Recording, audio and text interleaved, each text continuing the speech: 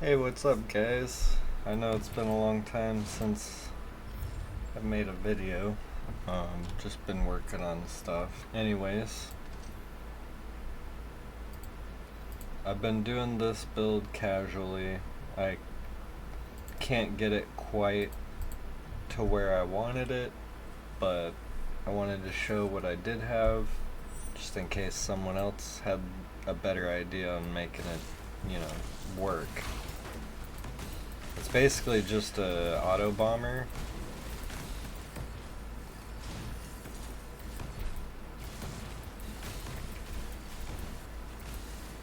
I'm gonna let you guys enjoy the gameplay a little. This is a tier 8. I know it's not super impressive because, again, it's lacking, but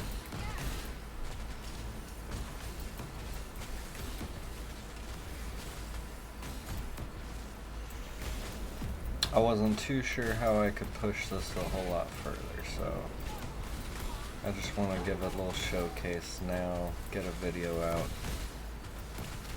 and if people want me to keep going, maybe I will, but yeah, it's more just like, here's a cool idea.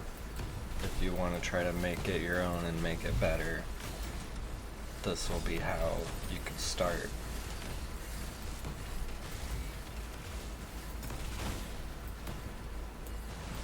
So I went with Gemma 2, the pure ice Gemma, because I wanted the extra cold pulse trigger. I just wanted a bunch of triggers for this character.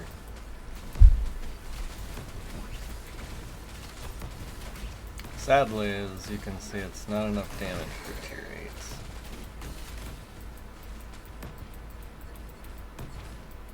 It's fun. I like playing it. I guess doing okay boss damage, but definitely not what people can do at this level. You know what I mean? You probably know what I mean.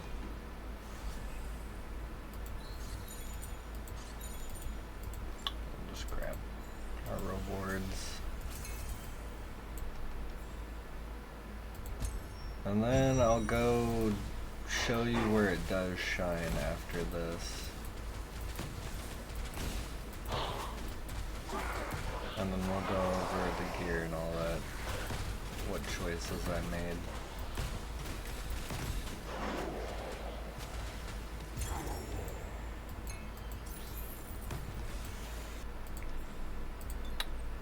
Where this shines best in its current state is going to be 7-1.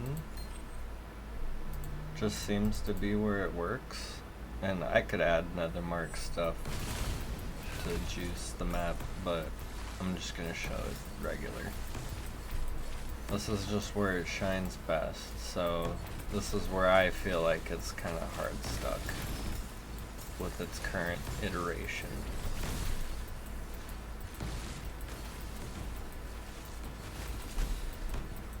Again, cool concept. I love blasting like this.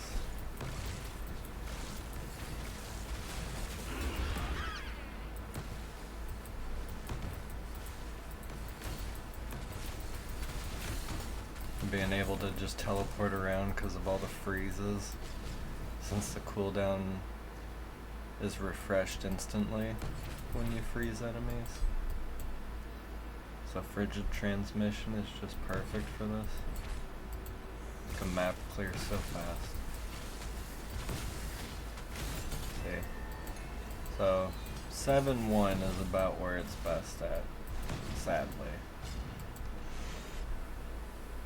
And I'll quickly go over some of the choices here. So for gear, the main uniques that I picked were this Illusory Ocean Silk Chili, mainly to get the trigger biting cold curse on hit. It helps with bossing. That's really the only thing. It also helps trigger our shackles, which I'll go over, so that they explode. But yeah. Israfel's Sorrow is our second, and that's for the added cold damage to everything while having at least 600 intelligence. And we are sitting at 788. I was using this purely for the intelligence gain. It's a huge bonus that you can't get on gloves, so it helped me get the 600. Without it, I'm not quite there, so you'll need extra stuff elsewhere, and that's why I'm still using it. I could get way more damage from a better glove if I had intelligence for that 600 cap from the chest. I went with the prosthetics boots, fire shielding in particular, because they'll have added cold so they can still freeze. I like the skills themselves more than the others. The other pair would be the lightning one. That would be better, I think, but the cold one I didn't like very much. And then I went with these weapons because they trigger shattering on enemies whenever I hit them with max frostbite and while they're frozen, which we can inflict both. So yeah, we take that because the extra triggers, I just thought it worked with the build. It's very cool. Probably not very good though. You could get way better weapons. And then for your actual gear pieces, you want to fill out your resistances, energy shield, damage, and int. I went with skill area for my helmet and barrage stuff for the belt, because we are using Blizzard, and that's a barrage skill.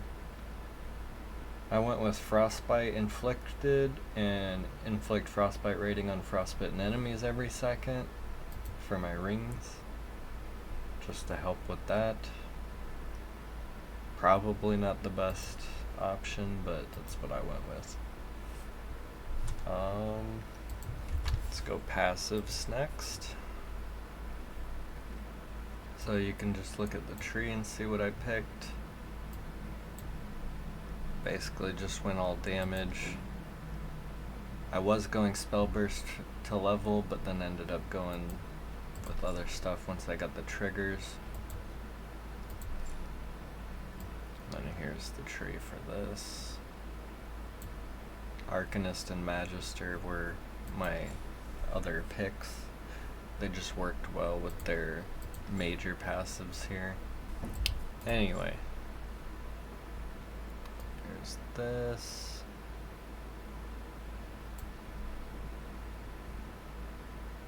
I like having the immediately starting energy shield charge upon entering low energy shield status. It's super good. Since we're mainly energy shield build, we went with the focus blessing stack since we get them and do quite a lot with them. And I went with Mind Blade since we don't use a wand or staff. Our Statue of the New Gods, pretty basic. It's all just solo self-found stuff. You'll probably want to get a bunch of intelligence instead of what I've done. Also, elemental penetration would be huge here. And you can also fill out your resists a bit more here. But that's what I went with. And here are the skills. I like the activation medium rhythms, so I used those on all my skills that I was using. And then of course I went with the secondary support stuff for some of these skills because it really adds a lot to them. I'm not sure what to call these, augments. Just adds quite a bit more.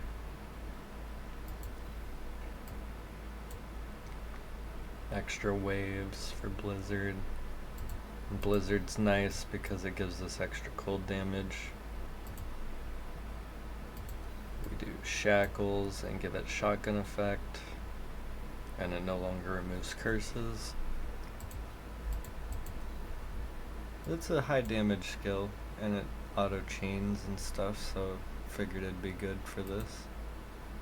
I went with Frigid Transmission with the extra charge and cooldown recovery, just to keep it constantly up. Ice Imbue, mainly because it does an extra Frigid Frost on hit, so that's extra cold damage, explosions.